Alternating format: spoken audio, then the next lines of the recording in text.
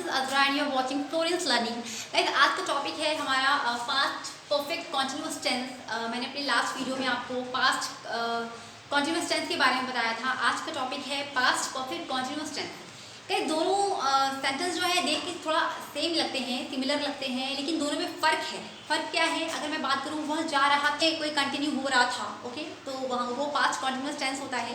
वह जा रहा था, वह खा रहा था, वह पी रहा था, इस टाइप के जो सेंटेंसेस होते हैं वो पास्ट कॉन्टिन्यूअस टेंस होते हैं। लेकिन अगर सेंटेंस में बीच में टाइम दिया हो, वह ये जो है उसमें बताया गया हो कि ये काम कब से हो रहा था, पास्ट में कब से हो रहा था, अगर टाइम जहाँ पे दिया हो तो वहाँ पे आपको क्या करना है, ये समझना है कि वो जो टेंस है वो पास्ट परफेक्ट कॉन्टिन्यूअस टेंस है। फॉर एग्जांपल अगर हम बात करें, यह डॉक्टर 2 दिन से रोगी को दवा दे रहा था, तो ये एग्जांपल देखिए, यहाँ पे लास्ट में रहा था आपको लास्ट कोई भी सेंटेंस, कोई भी टेंस आपको पहचानना, आइडेंटिफाई करना होता है गाइस। तो आप क्या करते हैं, सबसे पहले आप सेंटेंस में लास्ट में जाके देखते हैं कि क्या लिखा हुआ है।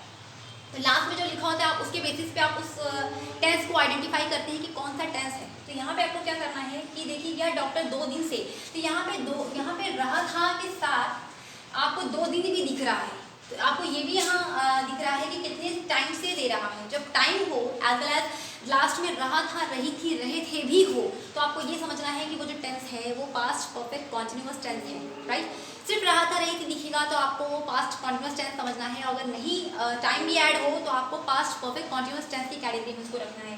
तो यह डॉक्टर 2 दिन से रोगी को दवाई दे रहा था, तो आप सबसे पहले क्या सेंटेंस को बनाने के क्या रूल्स हैं, मैंने आपको बताया हुआ है अपने सारे वीडियोज़ में कि सबसे पहले अगर ये अफर्मेटिव सेंटेंस है, इसको बनाने के क्या रूल्स हैं।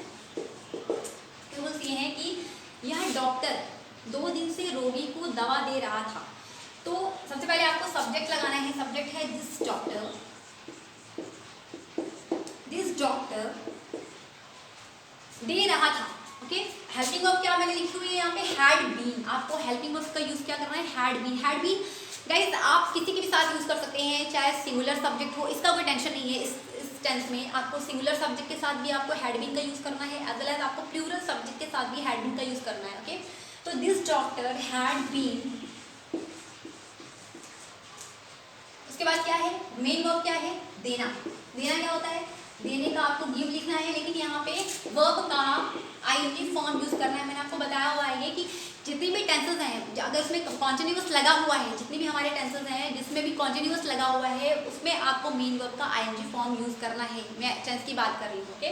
तो दिस डॉक्टर हैड बीन, अब यहाँ पे गिविंग लगाना है, तो गिव की स्पेलिंग होती है GIVE, लेकिन क्या इसमें मैंने आपको ये भी बताया हुआ है अपने लास्ट वीडियो में कि अगर किसी भी आपको मेन वर्ब में आईएनजी जोड़ना होता है तो आप पहले वो, अगर ई लगा हुआ है लास्ट में तो आपको ई रिमूव करके तब आपको आईएनजी लगाना होता है। तो this doctor had been giving, क्या दे रहा है, दवा दे रहा है, giving medicine,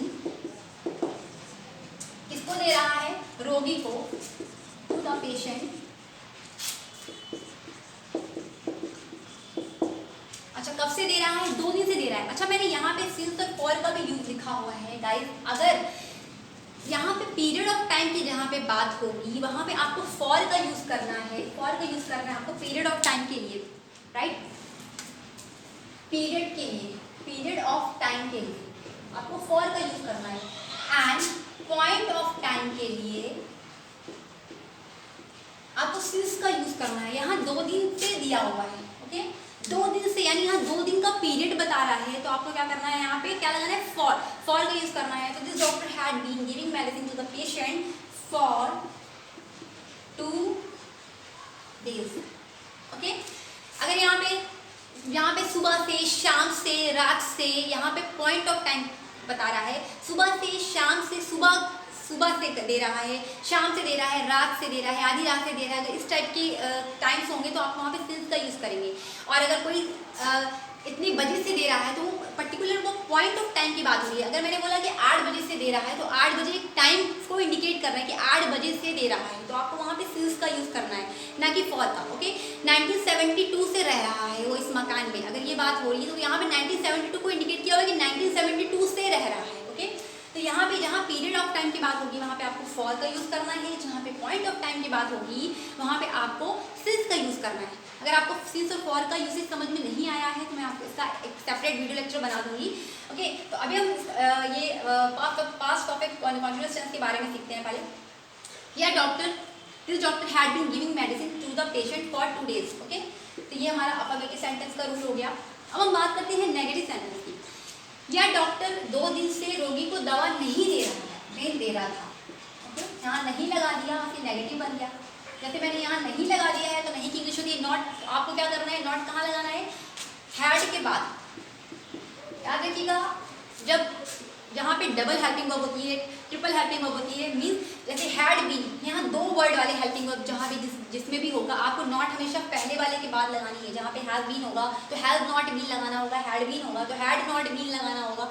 okay, will have होगा तो विल नॉट हैव लगाना होगा। तो आपको हेल्प नॉट जो है इस तरह से आपको वहाँ लगाना होता है। तो this doctor had not been giving medicine to the patient for 2 days। Okay, ये हो गया नेगेटिव का रूल। अब हम बात करते हैं इंटेरोगेटिव सेंटेंस की। तो इंटेरोगेटिव सेंटेंस गाइस 2 तरह के होते हैं। एक तो क्या से स्टार्ट होता है, पहले हम क्या वाला देख लेते हैं। क्या यह डॉक्टर 2 दिन से रोगी को दवा दे रहा था, इंटेरोगेटिव की बात कर रहे हैं। ओके, अभी हम इंटेरोगेटिव सीखते हैं। क्या यह डॉक्टर 2 दिन से रोगी को दवा दे रहा था, तो क्या बनाएंगे आप, कुछ नहीं करना है आपको, बस ये हैड उठा करके पहले लगा देनी है। सेम कॉन्सेप्ट है गाइस, कोई भी सेंटेंस में आपको क्या दिखेगा, सबसे पहले तो आपको उसकी कोई पर्टिकुलर मीनिंग नहीं लगानी है। आपको जो उसकी हेल्पिंग वर्ब होती है वो उठाकर पहले लगा दें। हेल्पिंग वर्ब का मतलब ये नहीं कि हैड बीन है तो आप पूरा हैड बीन उठा के पहले लगा देंगे, नहीं, आपको सिर्फ पहली वाली हेल्पिंग वर्ब लगानी होती है, हैड बीन। अगर हैज बीन होता तो हैज पहले उठा के लगाना होता, बीन नहीं। ओके, विल हैव होता तो विल उठा के पहले, विल हैव बीन। तो आप ये याद रखना है कि कौन सी चीज़ आपको पहले उठा के लगानी है। Had this doctor been giving medicine to the patient for 2 days। ये हो गया इसका ट्रांसलेशन। अब हम बात करते हैं अगर बीच में क्या क्यों कहाँ आ जाता है। यह डॉक्टर 2 दिन से रोगी को दवा क्यों दे रहा था, क्यों दे रहा था। ओके, तो क्या करेंगे आप, क्यों लगा हुआ है, क्यों लगा है तो आपको सबसे पहले वाई लगा देना होगा। कोई भी क्वेश्चन वर्ड अगर आपको किसी सेंटेंस में दिखता है बीच में तो आपको उसकी पर्टिकुलर मीनिंग सबसे पहले लगानी होती है। तो सबसे पहले आपको क्यों की इंग्लिश लगानी है वाई, उसके बाद had यानी helping verb, why had this doctor been giving medicine to the patient for 2 days। ये है स्ट्रक्चर इसका। जो इंटरोगेटिव सेंटेंस जो बीच में WH वर्ड वाले होते हैं, जो इसमें बीच में प्रश्नवाचक शब्द आ जाता है, तो आपको वो सारे का यही कॉन्सेप्ट है। सब सारे सेंटेंसेस इसी तरह से बनते हैं, इसके यही रूल्स हैं कि सबसे पहले आपको WH वर्ड लगाना है, चाहे क्यों हो तो वाई लगाइएगा, क्या हो तो व्हाट लगाइएगा। हाँ, बीच में क्या आएगा तब आपको व्हाट लगाना है, लेकिन अगर स्टार्टिंग में क्या आएगा तो आपको व्हाट नहीं लगाना है, पर्टिकुलर उसकी हेल्पिंग वर्ब लगानी है। ये रूल आप याद रखिएगा। ओके, तो ये था गाइस 5 परफेक्ट कॉन्टिन्यूअस के रूल्स।